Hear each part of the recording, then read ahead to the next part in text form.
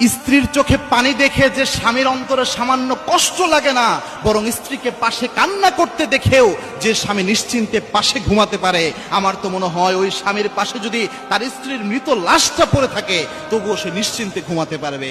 এরকম পাষাণ স্বামী এই দুনিয়ায় আর একটাও হয়তো হবে না। যে পাষাণ হচ্ছে এরকম স্বামী যার মধ্যে এই স্বভাব রয়েছে।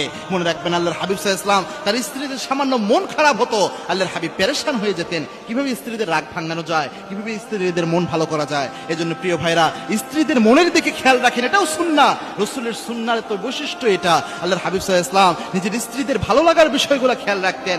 যে স্ত্রী ঘোড়ার পিঠে উঠা পছন্দ করতেন, আল্লাহর হাবিব তাকে ঘোড়ার পিঠে উঠানোর ব্যবস্থা করতেন। যে স্ত্রী রাতের বেলায় চাঁদনি রাতে হাঁটতে পছন্দ করতেন, আল্লাহর হাবিব ওই স্ত্রীকে নিয়ে বের হতেন।